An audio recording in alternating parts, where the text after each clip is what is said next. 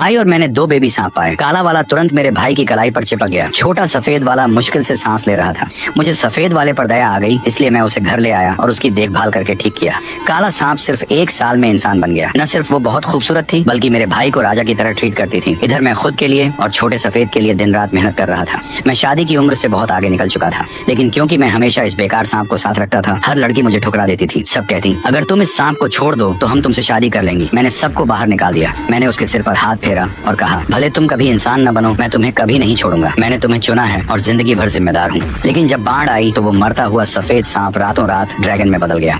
मैंने बाढ़ में उसकी पूंछ पकड़ने की कोशिश की, लेकिन उसने सिर्फ मेरे भाई को सुरक्षित बाहर निकाला। पता चला वो शुरू से ही मेरे भाई पर नजर रखे हुए थी। पता चला उसने काले सांप से बहुत पहले ही ट्रांसफॉर्म करना सीख लिया था। जब मैंने फिर आंखें खोली तो मेरे हाथ में मरता हुआ सफेद सांप था। मैंने उसे बिना हिचकिचाहट के फेंक दिया। मेरे भाई ने कहा, देखो ये छोटा सफेद सांप टॉप क्वालिटी वाला है, ये जरूर एक दिन ऊपर उठेगा। ये तुम्हें स्वर्ग तक ले जा सकता है। तुम्हें पता है 10 साल पहले पड़ोस के गांव के अंकल वांग को भी ऐसा ही एक मिला था, तुम्हारे जैसा ही। जब वो सांप ऊपर उठा तो अंकल वांग को भी साथ ले गया। जब तुम सफल हो जाओगे तो अपने बड़े भाई को मत भूलना। मेरे भाई ने सफेद सांप मेरी हथेली में रख दिया, लेकिन गुजरते हुए गांव वाले चिंता करने लगे। यान जी, तुम बहुत अच्छे हो। सब जानते हैं कि सफेद सांप काले से ज्यादा आसानी से ट्रांसफॉर्म होते हैं। मुई उतना स्थिर और भरोसेमंद नहीं है जितना तुम हो, और तुम्हारी शक्ल भी उससे बेहतर है। हर तरह से देखो, तुम बेहतर हो। मेरे भाई के चेहरे पर एक पल के लिए दर्द आया। फिर उसने जबरदस्ती मुस्कुराते हुए कहा, कोई बात नहीं, मैं बड़ा भाई हूँ, मुझे छोटे भाई की देखभाल करनी चाहिए। मैं चिढ़कर भौहें चढ़ा लिया। जो ध्यान से देखता वो समझ सकता था कि सफेद सांप मुश्किल से जिंदा था, लेकिन काले सांप की आंखें तेज और सतर्क थीं। गांव वाले शायद न जानते हों, लेकिन मेरे भाई को जरूर पता था। ये वाला मेरी पिछली जिंदगी में सबसे ज्यादा ऊपर उठने वाला था।